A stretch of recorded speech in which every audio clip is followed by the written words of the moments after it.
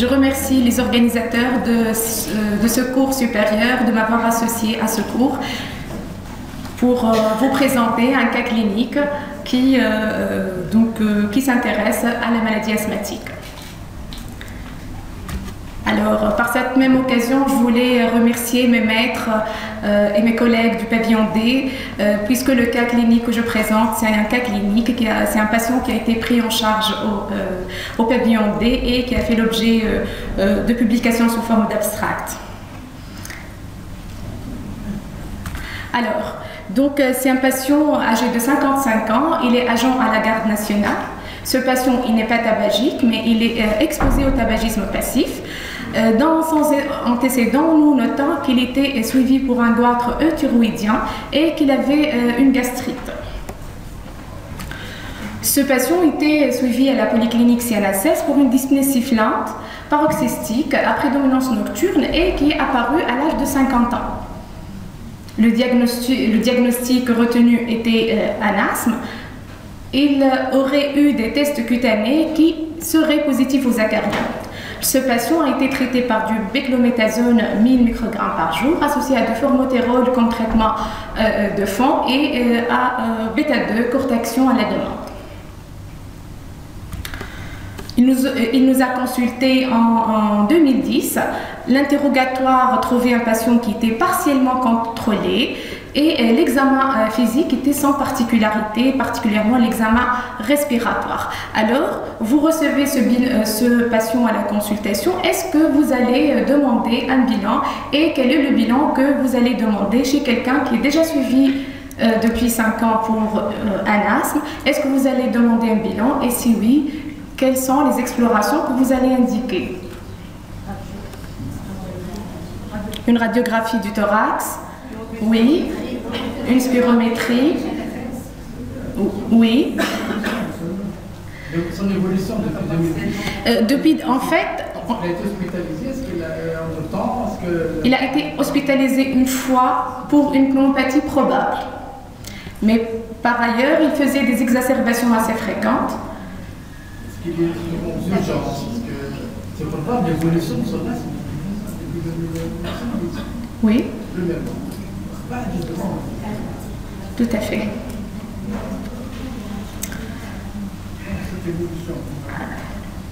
Alors, nous avons demandé une radiographie de thorax, une spirométrie plus un... En fait, c'était la première consultation. Oui, il a été hospitalisé. Non, il était vu en consultation. Vous l'avez interrogé? Oui. Son asthme, c'est l'asthme moyen, sévère, léger, etc. Bon, c'était partiellement contrôlé. C'était un asthme qui était partiellement contrôlé. Mais avec un antécédent d'hospitalisation pour pneumopathie, on n'a pas d'idée si c'était une pneumopathie ou non, et qui avait bien évolué sous traitement par voie intraveineuse. Est-ce que vous allez refaire les tests cutanés chez ce patient ou non? Ces tests cutanés seraient positifs. À 50 ans, c'est un asthme qui est apparu à 50 ans. C'est souvent un asthme non allergique, mais lui, il dit que les tests qu'il a déjà eus étaient positifs.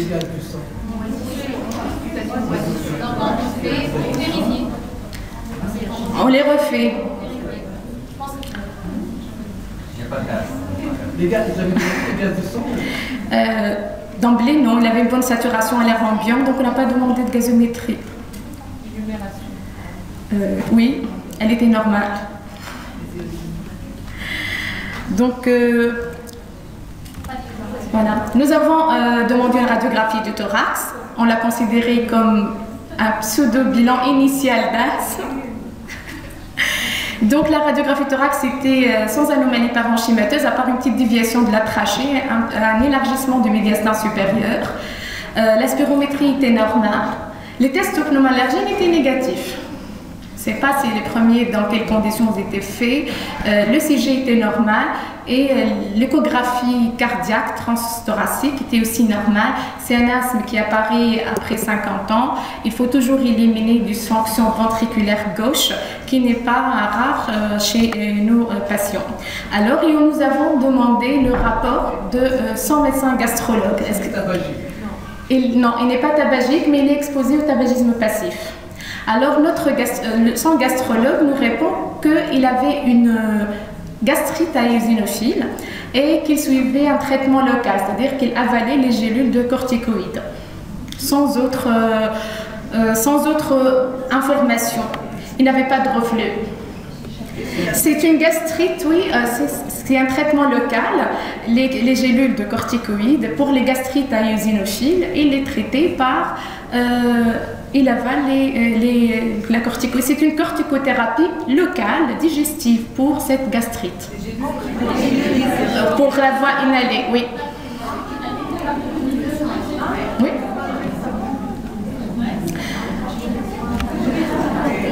Alors, pour notre prise en charge, donc, puisque nous venons de voir le malade, nous avons gardé le traitement qui est une association de bronchodilatateurs de longue durée d'action en plus de la corticothérapie inhalée. Nous avons procédé à une éducation thérapeutique, surtout concernant l'observance thérapeutique, mais aussi l'éviction du tabagisme passif.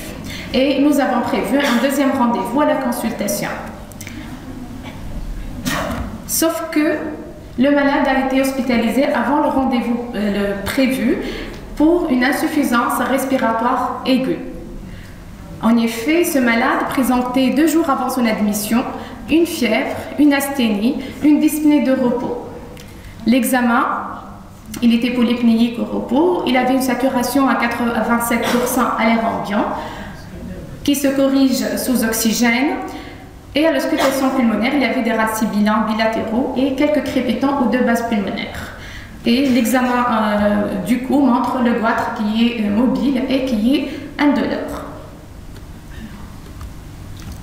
La radiographie du thorax, bon désolé pour la qualité de la radio, mais montrait des opacités alvéolaires, et croyez-moi, et interstitielles, surtout prédominantes en périphérie, et il y avait l'élargissement du médiastin supérieur avec la déviation de la trachée.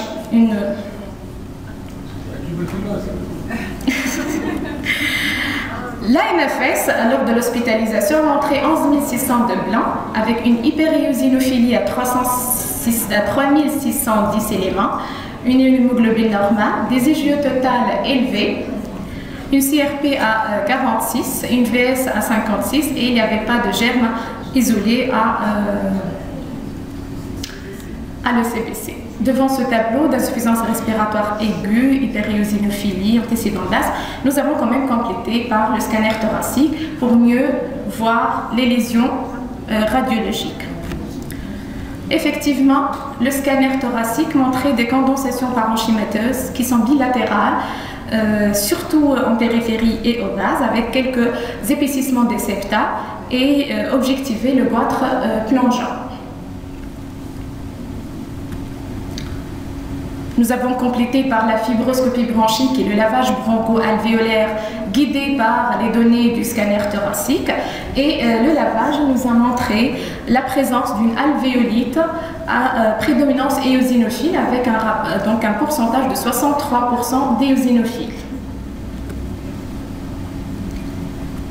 Alors, on va un peu récapituler ce cas clinique. Nous sommes devant un patient âgé de 55 ans qui n'est pas tabagique, qui a un asthme qui a apparu à l'âge de 50 ans et qui présente une hyperéosinophilie sanguine sur la NFS, mais aussi tissulaire au niveau du poumon et au niveau de l'estomac. Alors, quels sont vos diagnostics et quels sont les bilans que vous allez pratiquer justement pour avancer dans le diagnostic de cette forme particulière d'asthme? Un bilan immunologique, quels sont les encas? Oui, quoi d'autre uniquement? Une ABPA. Une ABPA, dans ce cas, nous allons compléter par les autres explorations, la sérologie aspergillaire, voilà. Une maladie de Carrington, oui. La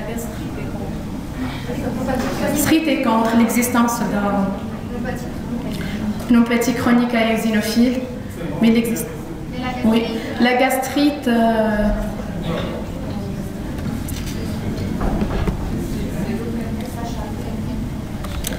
Alors, nous avons évoqué comme vous les principaux diagnostics, surtout devant un asthme avec hyperiosinophilie, l'aspergillose bronchopulmonaire allergique, le syndrome de Churg-Strauss, anciennement appelé, actuellement c'est la granulomatose à éosinophile avec polyangite, la pneumopathie chronique à éosinophile, la possibilité d'une parasitose et l'existence d'un médicament. Alors, nous avons quand même pratiqué un bilan exhaustif avec une recherche des filaments messiliens qui était négatif, une sérologie aspergillaire, des tests cutanés à aspergillus qui étaient négatifs en lecture immédiate et en lecture retardée, l'examen parasitologique des selles, la protéinurie de 24 heures était négatif. De même, le bilan immunologique, les anticorps antinucléaires et les ANCA étaient négatifs. Qu'est-ce que vous, à ce stade, quel diagnostic retenez-vous chez ce patient? Sur le plan nasal, bon, l'examen ORL montrait juste une rhinite. Il n'y avait pas de signe de sinusite. La biopsie gastrique, on ne l'a pas refaite. Non, on ne l'a pas refaite. On a, pour voir...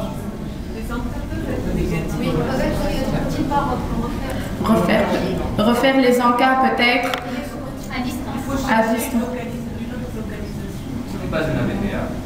Oui, vu ce que les critères... Oui.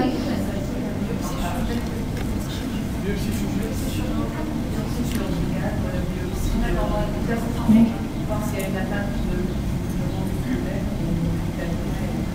Oui. Bon, le malade a eu une biopsie musculaire, mais je ne l'ai pas mise.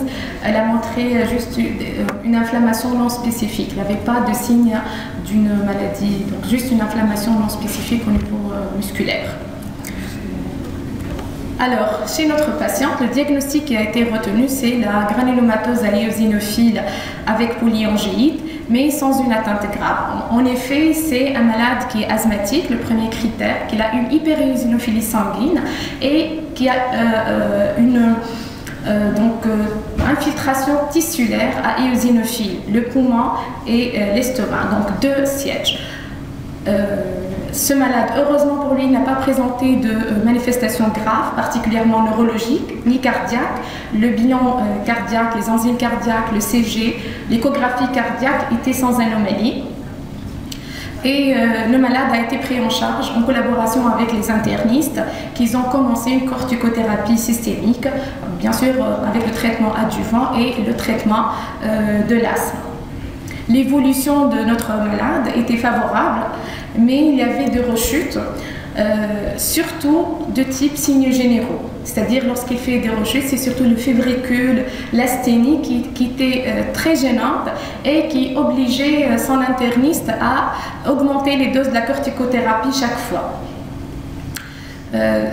Donc la solution qu'a trouvée l'interniste traitant de ce patient, c'est d'associer l'imurel dont l'indication plutôt d'épargne cortisonique et non pas de gravité de la maladie. Et c'est ce qui a permis donc d'associer l'imurel et de garder une dose de 7,5 mg par jour de prednisone. Donc c'était un traitement d'épargne cortisonique plutôt qu'un traitement immunosuppresseur. Et vous voyez le scanner thoracique après le traitement corticoïde. Donc il y a une disparition quasi totale des condensations parenchymateuses et le malade, même sur le plan asthme, il est devenu assez contrôlé sous le même traitement, mais toujours il est sous traitement immunosuppresseur. Alors, un mot sur la granulomatose à éosinophile avec polyangéite et l'asthme qui est une forme particulière rentrons dans le cadre de ce syndrome. C'est une vascularite systémique et pulmonaire qui est caractérisée par l'existence d'un asthme sévère et d'une hyperéosinophilie sanguine et tissulaire. Grosso modo, c'est une maladie qui évolue en 3 phases. La première phase, c'est une phase prodromique où apparaît l'asthme et durant cette phase, porter le diagnostic de GEPA est très difficile parce que manque les autres critères, même l'hyperéosinophilie, on ne la retrouve pas à la numération. La deuxième phase, elle est caractérisée par une éosinophilie sanguine et c'est la troisième phase où s'installe la vascularite systémique. Alors la présence justement d'anticorps donc contre le cytoplasme des polynucléaires de type P, donc périnucléaire, n'est que dans 40% des cas, c'est-à-dire que 60% des cas sont à ANCA négatif. Et on parle, heureusement ce n'est pas le cas de notre patient, mais souvent les patients qui ont un Churg-Strauss à ANCA négatif développent surtout une atteinte cardiaque souvent sévère, qui se voit souvent chez les patients à ANCA négatif.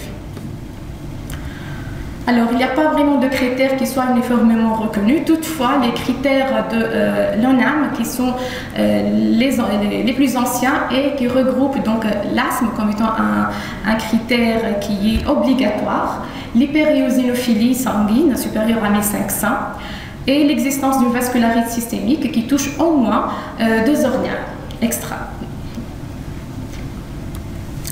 Alors, concernant l'asthme, il est constant dans cette maladie, il est souvent sévère, rapidement corticodépendant. Il précède souvent la maladie de 3 à 9 ans en moyenne, mais malgré sa sévérité, l'asthme est exceptionnellement la cause de décès. Les anomalies radiologiques sont surtout à type de condensation et d'infiltrat pulmonaire et elles sont très évocatrices de la maladie. Le pronostic de cette maladie il est souvent favorable et surtout il dépend de la présence d'atteintes graves, particulièrement l'atteinte cardiaque, l'atteinte digestive avec un risque de perforation digestive et l'atteinte neurologique, mais aussi l'atteinte rénale avec insuffisance rénale. Alors, concernant le traitement et le pronostic de cette maladie, il y a le score, donc le 5 factor score, c'est un score de 5 facteurs qui regroupe donc la créatinémie supérieure à 140, la protéinurie supérieure à 1 g, l'existence d'une cardiomyopathie, l'existence d'une atteinte du syndrome du système nerveux central et d'une atteinte grave du tube digestif. Un score supérieur ou égal à 1 impose l'association d'emblée d'un immunosuppresseur type endoxin. Notre patient avait un score égal à 0 et donc il a eu une corticothérapie uniquement. Alors, revenons à notre malade maintenant. Il était bien sous traitement corticoïde par voie générale, associé à l'Imural, mais aussi traitement de l'asthme qu'on a gardé. Il a reconsulté 3 ans plus tard. Il avait un asthme contrôlé. Il était sous traitement immunosuppresseur, mais on a remarqué que notre malade développe une voix qui est rauque. N'oublions pas que c'est un malade qui avait un goitre plongeant. Justement, l'examen physique retrouve effectivement le goitre. Et ce qui nous a incité à refaire le scanner thoracique, cervico-thoracique, qui a montré l'existence du goitre latéro-trachéal droit, la latérodéviation de la trachée et confirme la disparition des condensations parenchymateuses. Alors, il s'agit d'un goitre plongeant symptomatique chez un patient qui est suivi pour un syndrome de Churg-Strauss avec indication opératoire de son goitre. Est-ce que vous trouvez que ce malade est à risque anesthésique, il va subir une intervention? Et est-ce que vous allez indiquer chez lui, vu ses antécédents, certains examens, un bilan pré-anesthésique particulier? Une spirométrie?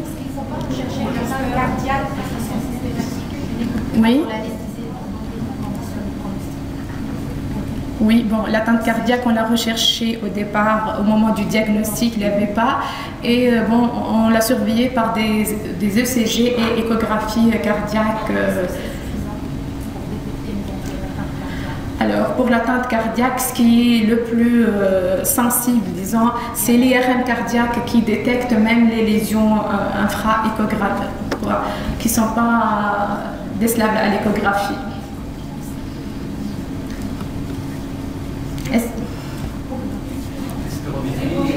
Oui. Oui. Oui. Oui.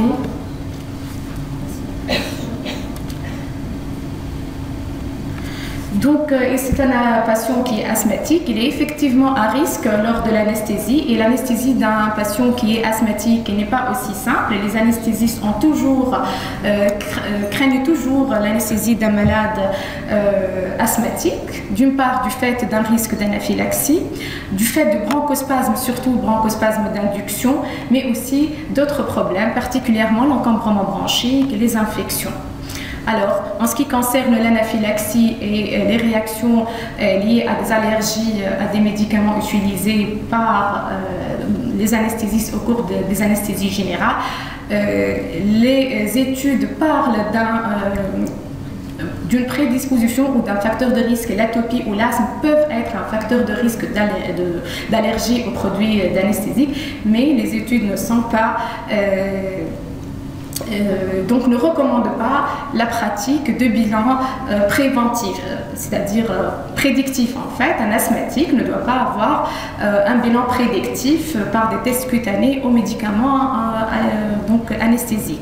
Ça d'une part. Le risque de bronchospasme, c'est un risque que les anesthésistes connaissent et qu'ils utilisent souvent des substances les moins bronchoconstrictrices et donc donne une importance à la partie induction lors de l'anesthésie. Alors, les asthmatiques sont donc vraiment à risque d'anesthésique. Pour cela, une évaluation soigneuse préopératoire est nécessaire avec une optimisation du traitement. Et l'évaluation pré-anesthésique de l'asthme, en fait, grosso modo, si les patients asthmatiques sont bien contrôlés, bien suivis, qui suivent leur traitement, aucun bilan n'est recommandé, même la spirométrie, puisque s'ils sont bien suivis, normalement, ils ont une spirométrie par an. Et donc, on n'a pas besoin de faire un bilan particulier chez l'asthmatique qui aura une anesthésie générale ou une intervention chirurgicale. Par contre, chez les malades qui sont partiellement, qui sont non contrôlés, dans ce cas, bien sûr, la clinique est très importante, mais aussi une spirométrie avec un test de réversibilité. Il va falloir renforcer, donc garder le traitement, le renforcer en périopératoire et dans certains cas, on peut discuter le report de l'intervention, on peut discuter l'hospitalisation de certains malades dans le préopératoire immédiat pour justement les préparer à l'intervention. Notre malade, donc, il avait une spirométrie normale et le patient a été opéré. Il a eu une loboismectomie par cervicotomie. Les suites opératoires étaient simples. L'examen anatomopathologique de la pièce opératoire ne montrait pas de cellules néoplasiques et la sortie du malade a été décidée à J3. Donc il n'y avait même pas une augmentation de la durée d'hospitalisation du fait de son asthme, puisque c'est un malade qui a été bien suivi, bien préparé à l'intervention une collaboration entre nous, les pneumologues, le médecin anesthésiste, les chirurgiens, sans médecin interniste était efficace justement pour passer cette situation assez difficile chez quelqu'un qui est asthmatique et qui a une pathologie assez grave. Donc, en conclusion de mon cas clinique, je dirais, vous savez très bien que l'asthme, c'est une maladie chronique. Elle peut être grave dans certains cas.